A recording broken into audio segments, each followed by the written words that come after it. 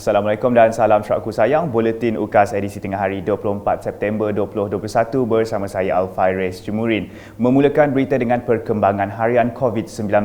Kes positif di Sarawak sedikit meningkat pada Khamis dengan 1,766 kes baru direkodkan menjadikan jumlah kumulatif 190,609 setakat ini. Menurut kenyataan media, Jawatankuasa Pengurusan Bencana Negeri JPBN Sarawak, 55.66% adalah daripada kategori 2 yang bergejala ringan, manakala 43.49% adalah dari kategori 1 tidak bergejala. Berikut merupakan lokaliti yang merekodkan kes.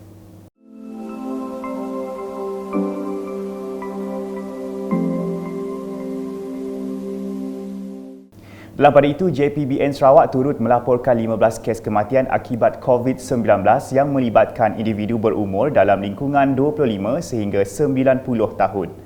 Selain itu, 4 kluster telah diisytiharkan tamat iaitu kluster Kampung Bunuk Kuching, kluster Jalan Buan Tatau, kluster Tanjung Bakor Kuching dan kluster Jalan Hospital Sri Aman setelah tiada kes baru dilaporkan dalam tempoh 28 hari yang lepas. Berita seterusnya, penduduk di Rumah Panjang tidak terkecuali untuk menerima norma baharu demi kebaikan dan mengurangkan kadar jangkitan wabak COVID-19 di kawasan pedalaman.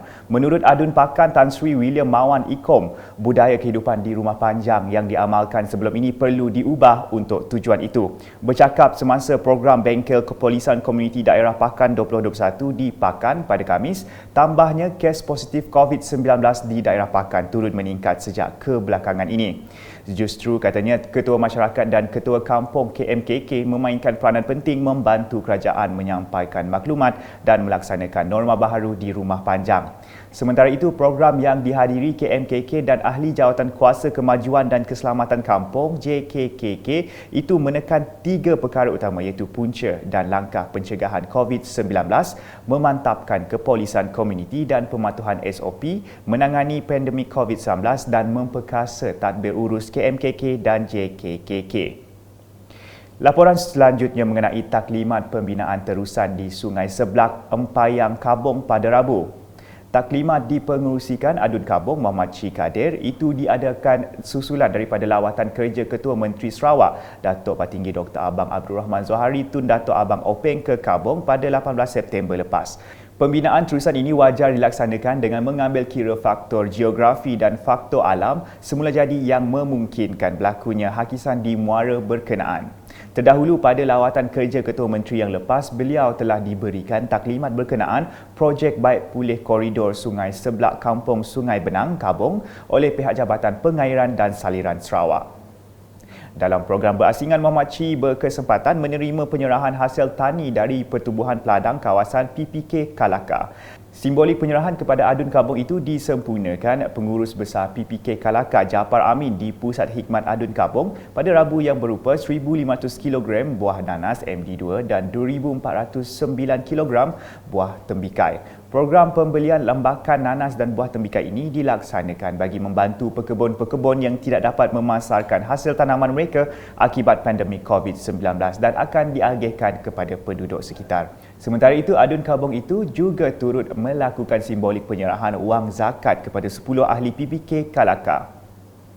Di Meradong pula, Wakil Rakyatnya Datuk Ding Kong Hing telah menyempurnakan majlis penyerahan tapak projek naik taraf prasarana Pejabat Daerah Meradong Fasa 2 di bawah peruntukan projek transformasi luar bandar RTP bagi tahun 2021. Datuk Ding memberitahu pelaksanaan projek tersebut bagi menaik taraf prasarana bilik-bilik pejabat daerah Meradong serta dijalankan secara berperingkat mengikut dana yang telah diluluskan oleh Kerajaan Sarawak setiap tahun. Tambah beliau lagi, projek RTP akan terus dilaksanakan di kawasan luar bandar termasuk di Meradong jika Gabungan Parti Sarawak GPS terus diberi mandat oleh rakyat. Projek yang menelan kos sebanyak RM100,000 itu telah bermula pada 12 Mac 2021 dan siap sepenuhnya pada 11 Julai 2021. Berikut pula mengenai tinjauan Pejabat Daerah Samarahan ke tapak pengesahan projek siap Program Perumahan Rakyat Termiskin PPRT Fasa 1 bagi kawasan daerah Samarahan pada Rabu. PPRT menerusi pelaksanaan program baik pulih bernilai RM15,000 untuk sebuah rumah bagi golongan kurang berkemampuan yang melibatkan 13 buah rumah di kawasan Samarahan. Projek PPRT tersebut merangkumi rumah seperti berikut.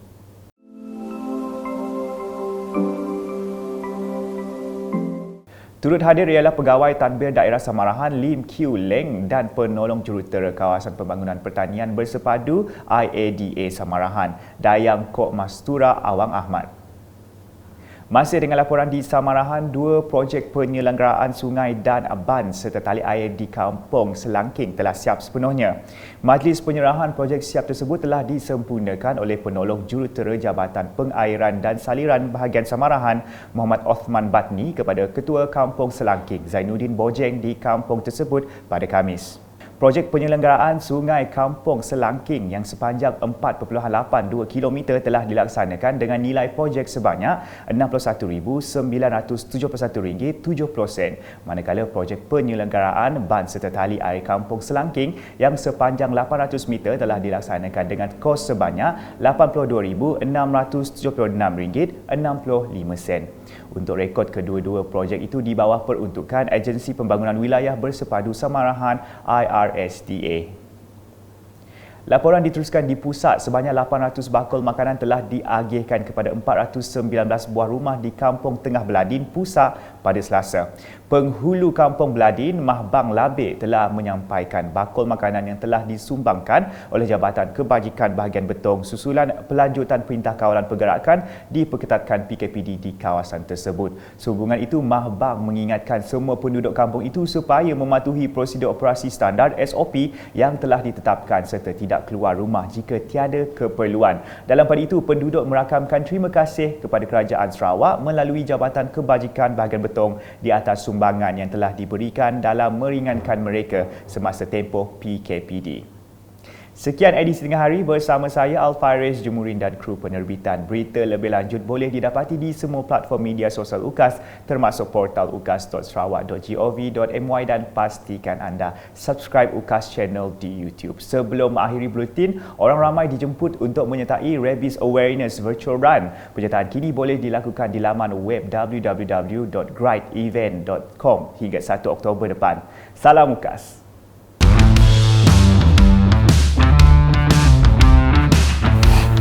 Hi everyone, I'm Dr. Adrian, Director of Veterinary Service Sarawak. I know we have been combating the COVID pandemic for the past 2 years. During this COVID pandemic, let us also not to forget to live a healthy lifestyle by walking and exercise. As you all know, we need to eradicate rabies as well. The difference is rabies can be prevented by vaccinating your pet against rabies and know what to do once bitten.